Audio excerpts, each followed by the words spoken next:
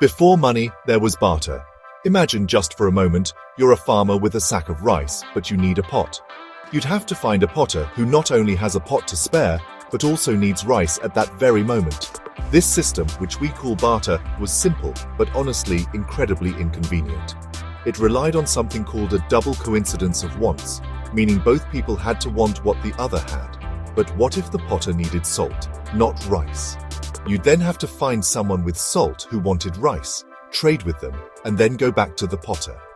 It was a complicated dance of needs and wants, making trade slow and difficult, especially for growing communities that needed to exchange many different kinds of goods and services. To solve this problem, societies started using a common item as a medium of exchange. This could be anything everyone agreed had value, like cowrie shells, special beads, or specific types of stones.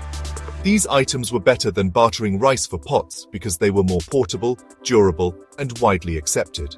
Still, they had their own problems. How do you measure the exact value of one cowrie shell against another?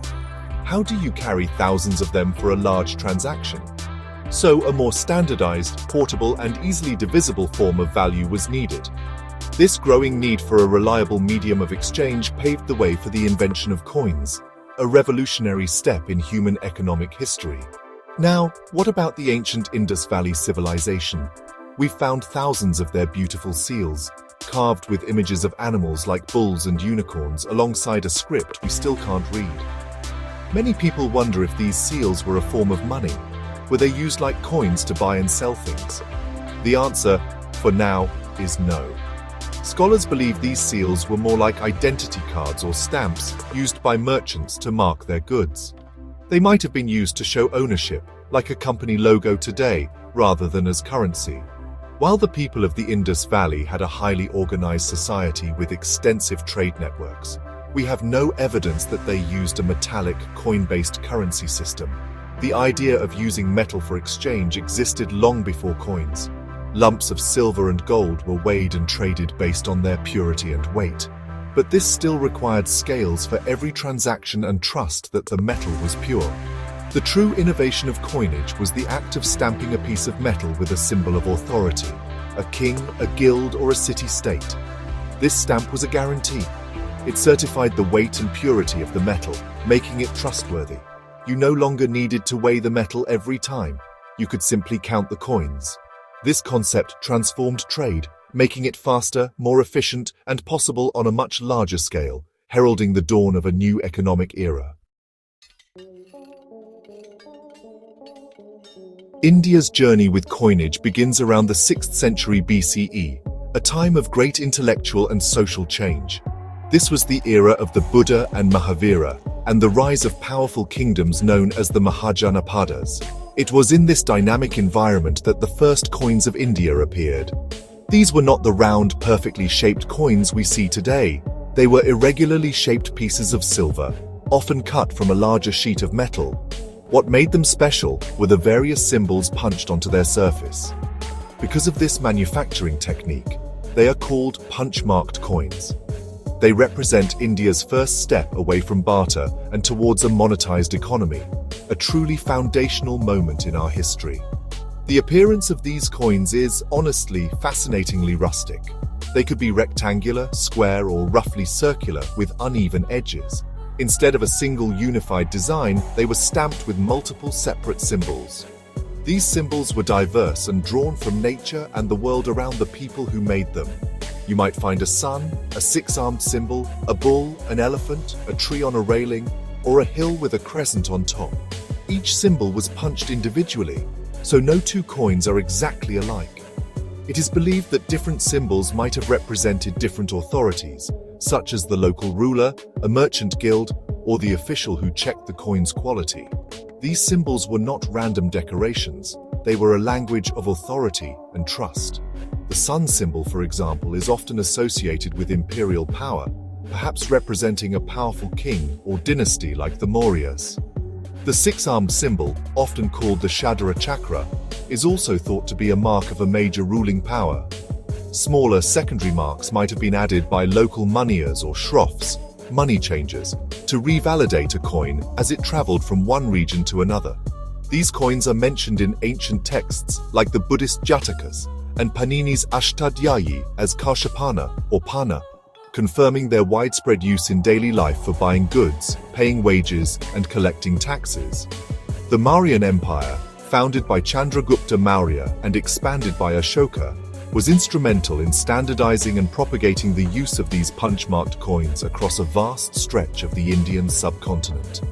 The empire's centralized administration required a reliable currency for its massive economy, which included paying soldiers, funding public works, and managing trade. While earlier punch-marked coins were issued by various smaller kingdoms and guilds, the Mauryan coins had a more consistent weight and a characteristic set of 5 symbols, suggesting a powerful, centralized issuing authority. These silent pieces of silver honestly tell a grand story of ancient India's first great empire and its bustling economy. The next major chapter in Indian coinage was written not by local rulers alone, but by a succession of foreign powers who entered India from the northwest. The first among them were the Indo-Greeks, successors of Alexander the Great's empire, who ruled parts of modern-day Afghanistan and northern India from the 2nd century BCE. Their coins were a dramatic departure from the abstract symbolism of the punch-marked coins. For the first time, Indian coinage featured realistic and often beautiful portraits of the rulers. These coins were round, well struck, and carried the king's image on one side, the obverse, and a deity or a royal symbol on the other, the reverse. What made Indo-Greek coins truly revolutionary was their use of bilingual and biscriptural inscriptions. They typically had the king's name and titles written in Greek on the obverse, and a translation in Prakrit language using the Kharosthi script on the reverse. This was a practical decision, meant to make the coins understandable to both their Greek-speaking administrators and their local Indian subjects. This practice provided a crucial key for historians. In the 19th century, scholar James Prinsep used these bilingual coins to decipher the ancient Brahmi and Kharosthi scripts, unlocking a vast amount of India's ancient history that had been lost for centuries. The coins became a Rosetta Stone for Indian epigraphy. Following the Indo-Greeks, other groups like the Sakas, Indo-Scythians, and Pallavas, Indo-Parthians, continued this tradition of issuing coins with royal portraits and bilingual text. However, it was the Kushan Empire, which rose to prominence in the 1st century CE, that created a truly syncretic and fascinating coinage. The Kushans, originating from Central Asia, controlled a vast territory that lay at the heart of the Silk Road, connecting Rome, Persia, and China with India. Their coins reflect this incredible cultural crossroads. Their most famous ruler, Kanishka I, issued gold coins that were remarkable for the diversity of the deities they depicted on the reverse. The Kushan coins were like a pantheon in metal. Alongside Greek gods like Helios and Iranian deities like Mithra, they featured Buddhist figures like the Buddha, Bodho, and Maitreya, Metrago, and Hindu gods such as Shiva, Isha. Greek gods like Helios, Iranian deities like Mithra, Buddhist figures like the Buddha, Bodho, and Maitreya, Metrago, Hindu gods such as Shiva, Isha. This eclectic mix shows the Kushan rulers' tolerance and their desire to appeal to the diverse religious beliefs of their subjects. The Kushans also standardized the weight of their gold coins, called dinars, to match that of the Roman aureus, facilitating international trade. Meanwhile, in the Deccan region, the indigenous Satavahana dynasty issued its own unique coins, mostly in lead and copper, featuring motifs like elephants, lions, and the Ujjain symbol, and sometimes even ships, celebrating their maritime trade prowess. Elephants, lions, the Ujjain symbol, ships. While the north was experiencing waves of foreign influence, the kingdoms of southern India were developing their own distinct numismatic traditions. The coinage of the south often placed less emphasis on realistic royal portraits and more on dynastic crests and religious symbols, reflecting the deep devotional culture of the region. The Pallavas of Kanchi, who were a major power from the 3rd to the 9th century CE, issued coins primarily in base metals like copper and lead. Their coins typically featured their dynastic crest, the bull, Nandi, on one side, a powerful symbol associated with Lord Shiva, their patron deity, The other side often had symbols like a two-masted ship, a conch shell, or a swastika. The bull on Pallava coins was not just a symbol of their faith, but also a declaration of their royal lineage and authority. These coins were functional, used for everyday transactions, but they also served as a constant reminder of the ruling dynasty's power and piety. The imagery of ships on their coins is particularly significant, as it points to the Pallavas' control over maritime trade routes and their extensive connections with Southeast Asia. Through these humble metal tokens, we get a glimpse into a world of powerful kings, devout Shaivites, and seafaring merchants who carried Indian culture and trade across the oceans, leaving an indelible mark on distant lands. The tradition of southern coinage reached a golden pinnacle with the rise of the Vijayanagara Empire, which flourished from the 14th to the 17th century.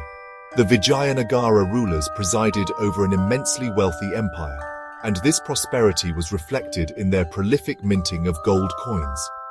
These gold coins were popularly known as pagodas by the European traders who were mesmerized by them. The standard pagoda was a small, thick gold coin weighing around 3.4 grams, but the empire also issued half pagodas and quarter pagodas. Silver and copper coins were also minted for smaller transactions, creating a well-structured currency system for the vast empire's economy. The iconography of Vijayanagara coins is deeply religious, featuring a stunning array of Hindu deities. Rulers like Harihara II and Devaraya I depicted gods and goddesses like Shiva and Parvati, Uma Maheshvara, Lakshmi Narayana, and Bala Krishna. The famous king Krishnadevaraya, a devout Vaishnava, issued coins showing the infant Krishna crawling or dancing with a ball of butter, as well as the Tirupati Balaji, Venkateswara. These coins were not just currency, they were devotional objects. They declared the king's personal faith and placed the realm under the protection of his chosen deity. They transformed a simple economic tool into a powerful statement of religious and cultural identity that circulated throughout the empire. When India gained independence on August 15, 1947, it actually inherited the monetary system of British India. The coins that were in circulation back then featured the portrait of the British monarch. One of the first and most symbolic acts of the new sovereign nation was to replace this emblem of colonial rule with symbols that represented India's own identity. The first coins of independent India were issued in 1950. While they retained the general size and metal composition of the British-era coins, the king's portrait was replaced by the magnificent Ashoka lion capital, which was adopted as the national emblem of India. This powerful symbol, representing courage, power, and righteousness, proudly announced India's arrival as a sovereign republic. The monetary system that India initially adopted was the old Anna system. Under this framework, 1 rupee was divided into 16 annas, and each anna was further divided into 4 pice, with each pice being equal to 3 pies. This non-decimal system, with its fractions of 1/16th, 1/64th, and 1/192nd, was honestly pretty complex and cumbersome for calculations. So, to simplify transactions and align with international standards, India made a historic shift to a decimal system on April 1, 1957. This move, known as decimalization, was a major step towards modernizing the country's economy. The rupee was now divided into 100 equal parts, and the new unit was named Naya Paisa, that is, new paisa, to distinguish it from the old pice. For a few years from 1957 to 1964, both old and new coins circulated together, and the term Naya Paisa was explicitly used on the new coinage. This really helped people gradually adapt to the new system. The new decimal series included coins of 1, 2, 5, 10, 25, and 50 Naya pays. After 1964, the prefix Naya was dropped, and the unit simply became Paisa. This decimal system is the one we use today, a testament to the forward-looking vision of India's early leaders. The transition was a massive undertaking, requiring public education campaigns and a complete overhaul of accounting practices across the country, but it ultimately made financial calculations much simpler for everyone. Over the decades since decimalization, Indian coinage has continued to evolve in response to economic needs and changing metal costs. As inflation made lower denomination coins like 1, 2, and 3 paise obsolete, they were gradually withdrawn from circulation. New denominations, such as the 1 rupee, 2 rupee, and 5 rupee coins, were introduced in the 1980s and 1990s to replace paper notes of the same value, as coins are more durable. In recent years, we've seen the introduction of new bimetallic 10 rupee coins and a new series of coins in 2019, including the first ever 20 rupee coin.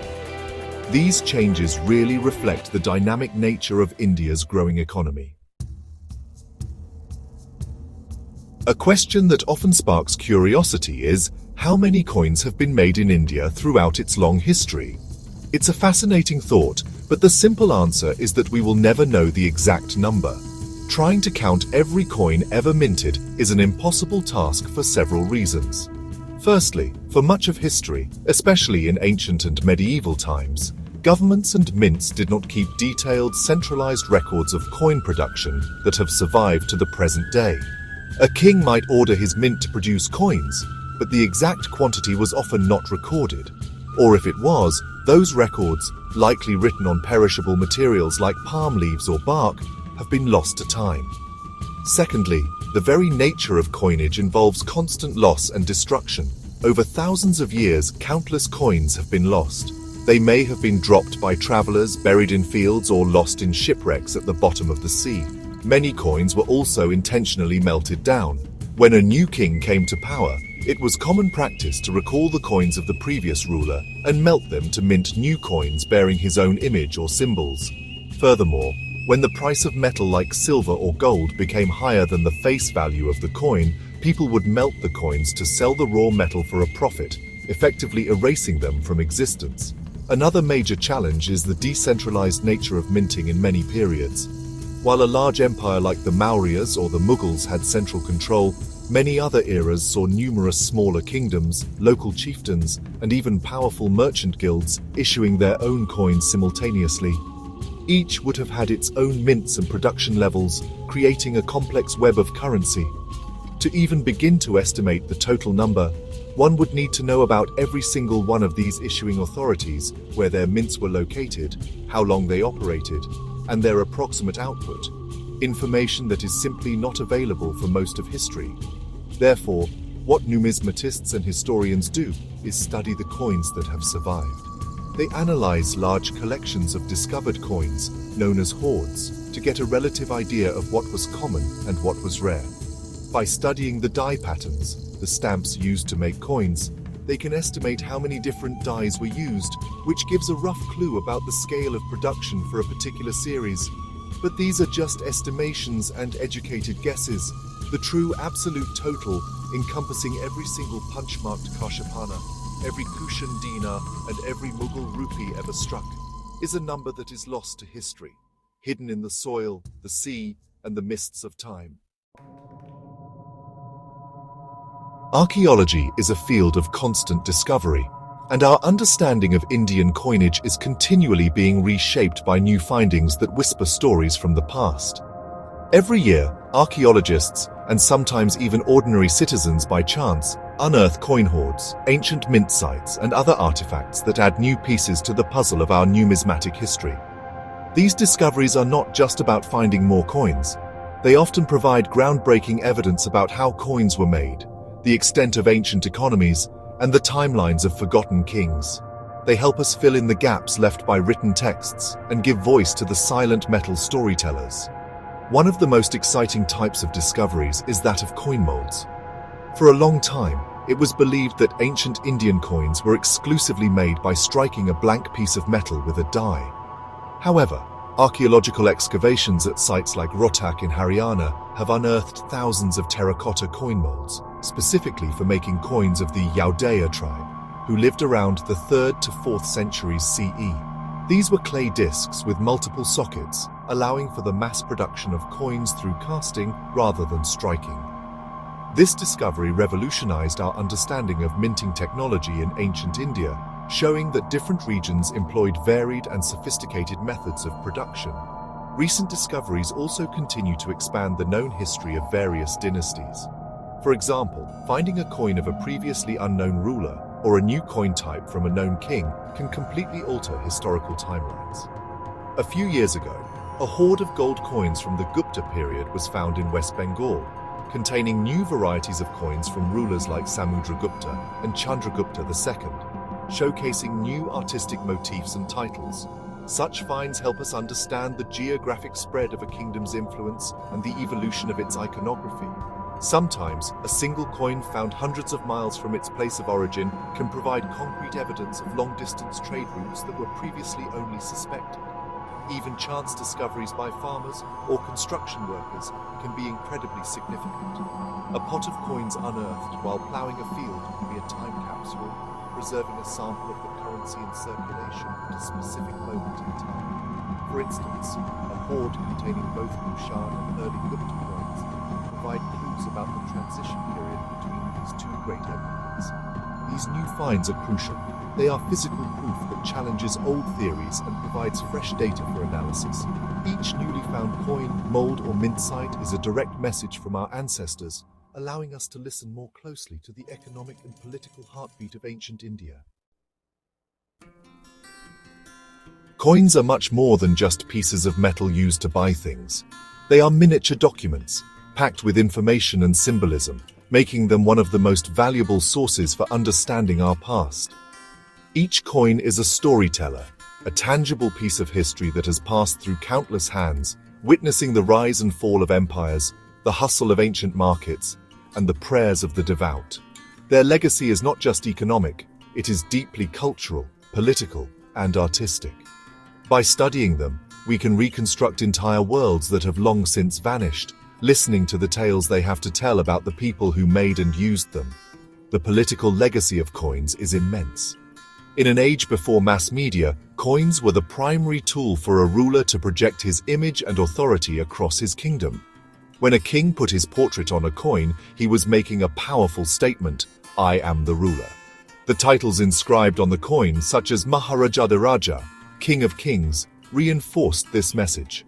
The symbols they chose, a powerful animal like a lion or an elephant, a dynastic crest like the Pallava bull, or a weapon like a bow, all conveyed ideas of power, strength, and legitimacy.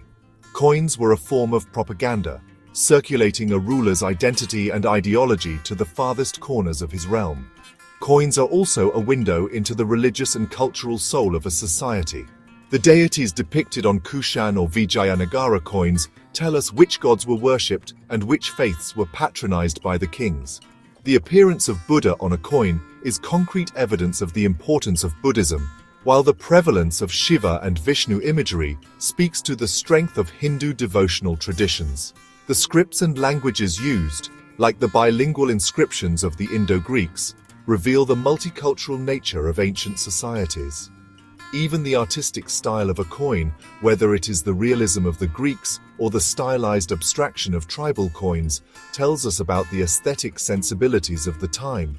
Finally, the economic stories told by coins are indispensable. The metals they are made from, gold, silver, copper, or lead, indicate the economic health of a kingdom. An empire issuing a large number of gold coins, like the Guptas or Vijayanagara, was likely prosperous. A sudden debasement of coinage, where less precious metal is mixed in, often signals economic trouble or political instability. The locations where coins are found also help us map ancient trade routes, showing us the flow of commerce between different regions and even different countries. Through these tiny metal objects, we can trace the vast and interconnected economic web of the ancient world.